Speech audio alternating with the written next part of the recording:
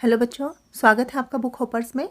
आज हम NCERT class 4th Hindi का पाठ स्वतंत्रता की ओर के प्रश्न उत्तर करेंगे। तो चलिए शुरू करते हैं।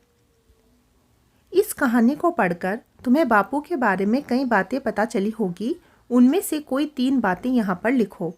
अब जो हमने कहानी पढ़ी उसमें से हमें बापू के बारे में जो भी कुछ बातें पता लगी है उसमें से 3 बातें हमें यहाँ पे लिखनी है। जैसे गांधी जी भारत की स्वतंत्रता के लिए लड़ रहे थे। दूसरी बात, गांधी जी चरखे पर सूत काटते थे और गांधी जी अन्याय का विरोध करते थे।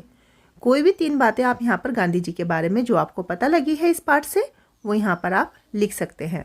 उसके बाद है चूल्हा। धनी की माँ चूल्हा फूंक रही थी।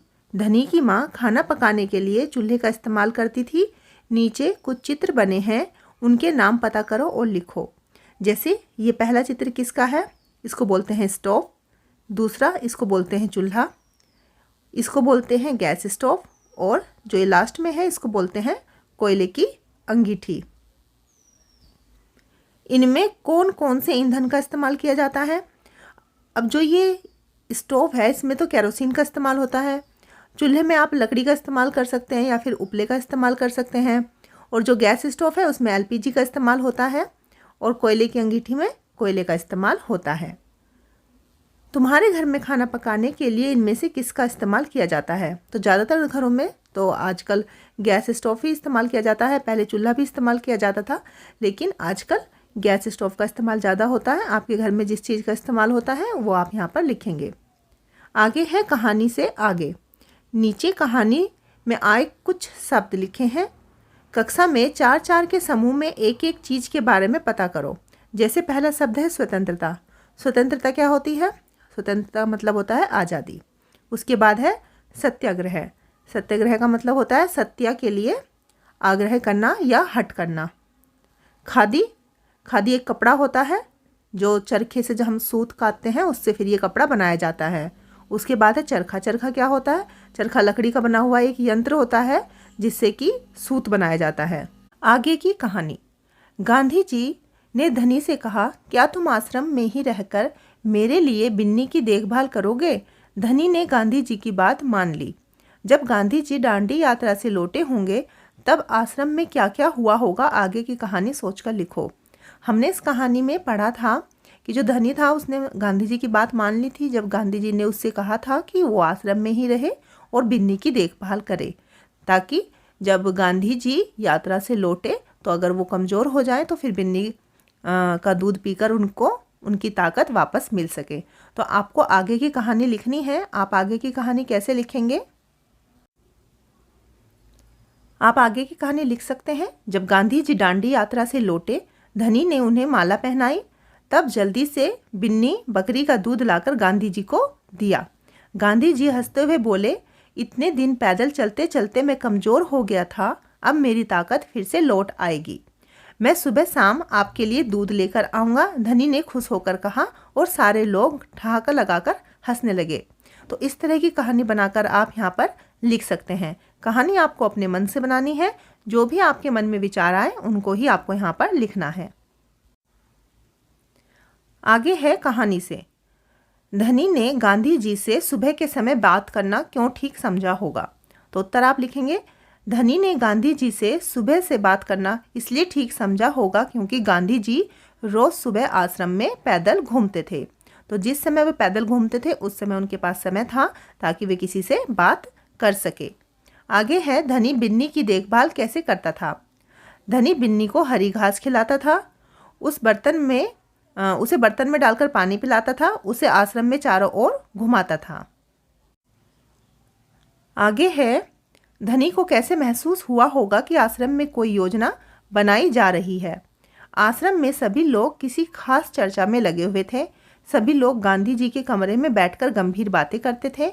इन सब बातों से धनी को यह महसूस हुआ होगा कि आश्रम में कोई योजना बनाई जा रही है, क्योंकि हमने पाठ में पढ़ा था कि धनी आश्रम में ही रहता था, तो वो वहाँ पर रहते हुए सबको देख रहा था कि सब गांधी जी के कमरे में जाते थे और कोई ना कोई बातें करते रहते थे। तो इसलिए उसको शक हुआ कि आश्रम में कोई ना कोई योजना बनाई जा रही है। आगे है धनी यात्रा पर जाने के लिए उत्सुक क्यों था? अगर तुम धनी की जगह होते क्या तुम यात्रा पर जाने की जिद करते तो क्यों करते? तो आप उत्तर लिखेंगे, धनी यह जानने के लिए उत्सुक था कि यह किस तरह की यात्रा है। अगर मैं धनी की जगह होता तो मैं यात्रा पर जाने की जिद करता, क्योंकि मैं भी चाहता हूँ कि अपने देश के लिए कुछ करूँ। तो आपको यहाँ पे जो उत्तर लिखना है, आप क्या चाहते हैं और आपको क्या लगता है, वही बातें आपको यहाँ पर लिखनी है। ये आपके लिए एक एग्जाम्पल है ताकि आप समझ सके कि आपको किस तरह का उत्तर यहाँ पर लिखना है। तो जो भी आपको लगता है आप वो यहाँ पर लिखेंगे। आगे है, गांधी जी ने धनी को न जाने के लिए कैसे मनाया? गांधी जी ने धनी को बिन्नी की देखभाल करने के लिए राजी करके मनाया, क्योंकि गांधी जी जानते थे कि अगर बच्चे को जोर से मना करेंगे या ज़बरदस्ती मना करेंगे तो उसको बुरा लगेगा। इसलिए गांधी जी ने उससे कहा कि वो बिन्नी की देखभाल करे, आश्रम में रहकर। इस बात से धनी भी खुश हो गया कि गांधी जी ने उसको कोई ना कोई काम दिया है उसको करने के लिए, जिस काम से गांधी जी को कुछ फ़ायदा होगा। गांधी जी बिन्नी का दूध पिएंगे। तो इस काम के लिए धनी मान गया था और इस तरह से गांधी जी ने धनी को राजी किया था। आगे है, ताकत के लिए। गांधी जी ने कहा, जब मैं वापस आऊँगा तो मुझे खूब सारा दूध पीना पड़ेगा जिससे कि मेरी ताकत लौट आए। बताओ, खूब सारी ताकत और अच्छी सेहत के लिए तुम क्या क्या खाओगे पियोगे? अब कुछ चीज़ें ऐसी होती है जो सेहत के लिए अच्छी होती है और कुछ चीज़ें ऐसी होती है जो सेहत के लिए अच्छी नहीं होती। कुछ चीज़ों से हमें ताकत मिलती है और कुछ चीज़ों से हमें सिर्फ बीमारी मिलती है। आपको बताना है कि ये जो चीज़ें यहाँ पे लिखी हुई है उनमें से कौन सी चीज़ें ऐसी है जिनसे कि ताकत मिलेगी। जैसे चटपटी अंकुरित दाल अगर हम खाएंगे तो हमें ताकत मिलेगी। गरम समोसे अगर हम खाएंगे तो क्या होगा, हमारा पेट खराब होगा। गोलगप्पे भी सेहत के लिए अच्छे नहीं होते हैं। कुरकुरी मक्का की रोटी ये सेहत के लिए अच्छी होती है। खुशबूदार दाल ताकत देगी।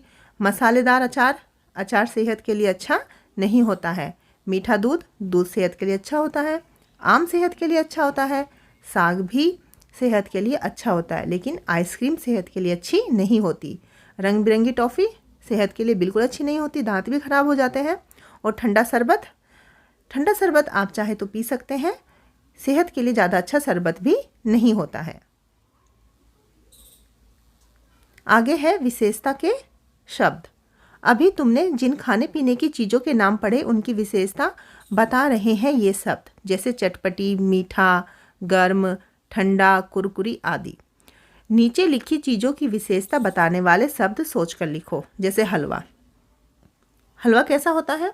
तो हलवा होता है मीठा, तो आप लिखेंगे मीठा हलवा।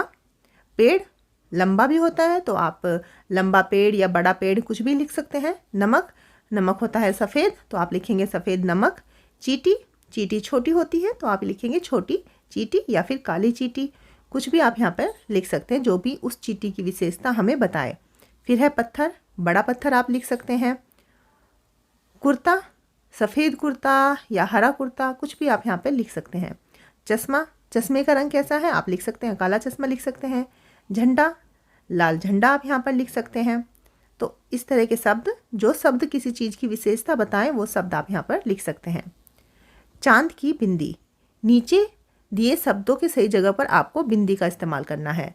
कौन से शब्द में कौन सी बिंदी लगेगी वो आपको यहाँ पर देखना है। जैसे धुएं पे कौन सी लगेगी? धुएं पे लगेगी चंद्र बिंदु। कुआ के ऊपर भी चंद्र बिंदु लगेगी। फूंक के ऊपर भी, कहाँ के ऊपर भी, स्वतंत्र के ऊपर अंक की बिंदु लगेगी। बांध चंद्र बिंदु लगेगी। माँ में भी चंद्र बिंदु लगेगी। गाँव में भी चंद्र बिंदु लगेगी। बंद गोभी में अंक की बिंदी लगेगी। इंतजार में भी अंक की बिंदी लगेगी। पसंद में भी अंक की बिंदी लगेगी। तो जहाँ पर चंद्र बिंदु लगेगी आपको चंद्र बिंदु लगानी है और जहाँ पर अंक की बिंदु लगेगी वहाँ पर आपको अंक की बिंदु लगानी है। आगे है, किसकी जिम्मेदारी।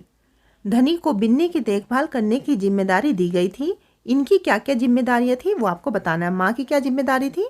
माँ की जिम्मेदारी थी खाना पकाने की। पिता की क्या जिम्मेदारी थी? पिता को चरखा काटकर धागा बनाने की जिम्मेदारी दी गई थी। और बिंदा को सब्जी उगाने की जिम्मेदारी दी गई थी। आगे आपको यहाँ पर कुछ पिक्चर दी गई है, कुछ चित्र आपको यहाँ पर दिए गए हैं। ये पोरबंदर है, यहाँ पर गांधी जी का जन्म हुआ था, जो ये स्थान आप देख रहे हैं। ये प्राथमिक विद्यालय है जहाँ पर गांधी जी पढ़ते थे। इस वाले चित्र में ये गांधी जी का चित्र है जब वो 7 साल के थे। ये गांधी जी और कस्तूरबा जी सुबह सैर करते हुए, उन दोनों का फोटो है। ये महात्मा गांधी प्रार्थना सभा में। ये जो चित्र है ये गांधी जी का रविंद्रनाथ टैगोर के साथ में है, शांति निकेतन में, पश्चिम बंगाल में। और यहाँ पे आप देख सकते हैं कि गांधी जी काम कर रहे हैं। यहाँ पे गांधी जी कुछ लिख रहे हैं और यहाँ पे गांधी जी एक पौधा लगा रहे हैं। और इस चित्र में गांधी जी पत्र पढ़ रहे हैं। तो गांधी जी के कुछ चित्र आपको यहाँ पर दिए गए हैं और इन्हीं के साथ में जो हमारा पाठ है वो भी पूरा होता है। आशा करती हूँ कि आपको ये पाठ अच्छे से समझ में आ गया होगा। आपको वीडियो अच्छी लगी हो तो वीडियो को लाइक करना और चैनल को सब्सक्राइब करना। ओके बच्चों, बाय।